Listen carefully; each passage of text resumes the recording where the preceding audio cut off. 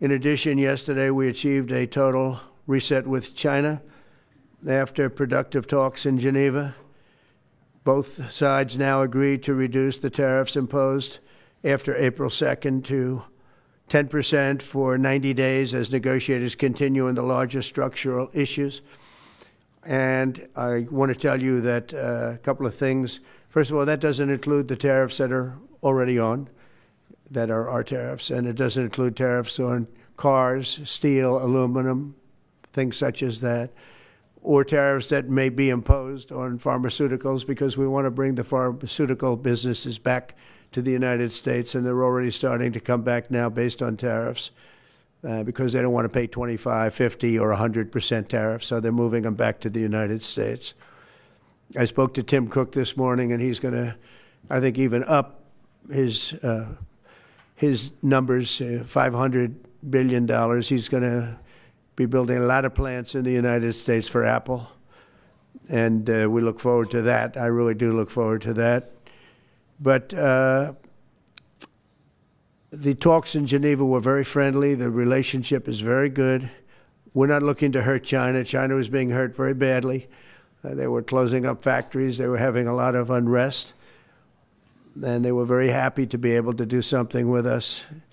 And the relationship is very, very good. I'll speak to President Xi maybe at the end of the week. We have some other things we're doing. But one of the biggest things that we're doing, and I don't know if people realize this, but we made a great deal with China, great trade deal, but it was a much bigger deal originally, and then they canceled it right in the last day. Some of you faces I remember were there when that happened. I remember you. And we had a deal where they opened up their country to trade with the United States, and they took that away at the last moment, and then I canceled the whole thing, and then 6 months later we ended up doing a smaller deal, but it was a big deal. It was $50 billion worth of product that they were going to purchase from our farmers, et cetera. And we agreed to that. People thought it was 15 because they were doing 15. We made it 50 because I misunderstood the 15. I said, you got to get 50. Because when I asked, if you remember the story, when I asked, what are we doing with them? My Secretary of Agriculture at the time, Sonny Perdue, said, sir, it's about 15 billion and we're asking for 15. And I thought he said 50. So I said, so they came back with the deal at 15. And I said, no way, I want 50 because you said 50. They said, sir, we didn't say that anyway. Bottom line, I said, go back and ask for 50. And they gave us 50. And they were honoring the deal. And we would call them up a lot for the corn and for the wheat and for everything. They were honoring the deal. And then when Biden got in, they no longer honored the deal. There was nobody to call. I would call on an average of once every 2 weeks to say, come on, you have to speed it up a little bit. And our farmers were doing great. I said to them, buy more land and bigger tractors, if you remember. That's what happened. But the deal was a very good deal. But the best part of the deal was that we opened up China. China agreed to open itself up to American business to go in. And it would have been a great thing, I think, for China.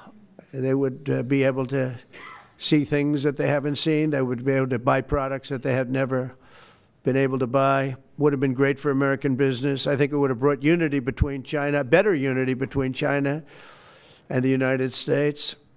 And the bottom line is that they canceled it the last day. We were all set to sign it, and then I went a little bit angry. I got a little angry. I said, they canceled the deal. The deal was done. It was all ready to be signed, and people went over there, came back to me, sir, they don't want to sign the opening up China. Well, the biggest thing that we're discussing is the opening up China, and they've agreed to do that, but it's going to take a while to paper it. You know, that's not the easiest thing to paper.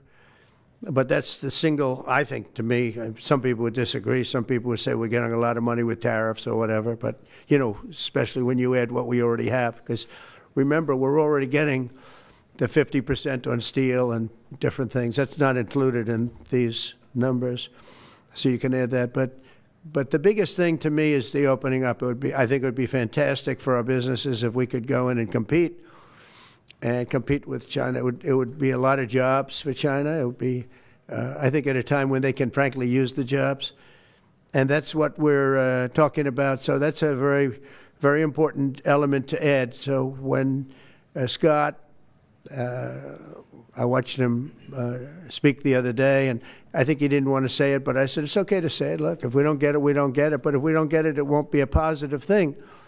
But if we do get it, I think it's maybe the most important thing to happen. Because if you think about it, we opened up our country to China. They have very few restrictions. And they didn't open their country to us. Never made sense to me. It's not fair. And they've agreed to open China, fully open China.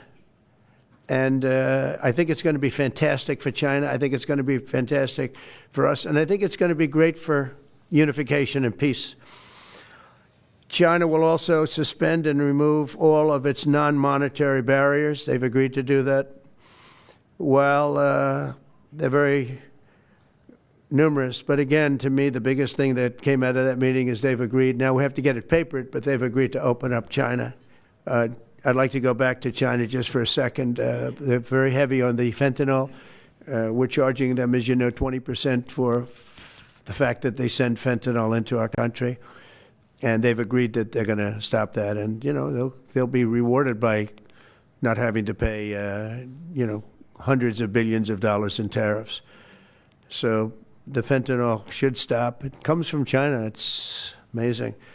And comes through our southern border, comes through our northern border too, comes through Canada, and comes through our southern border, much more through the southern border. But so that's a very important subject to me, because everybody in this room has lost friends or people that have family members that have died of fentanyl. So there's a big incentive for China to stop, and I take them at their word. They're going to work on that, I think, very hard. And one thing, when they work on something, they get it done. We go to what we did with China, the trade deal, and with UK. And by the way, many other deals are coming in very much. At a certain point, we'll just set the price because we know where we are. But we'll just set the price. But world trade is going to be terrific, and our country is going to be making a lot of money. Taxes are going to go down. Taxes are going to go down very, very substantially.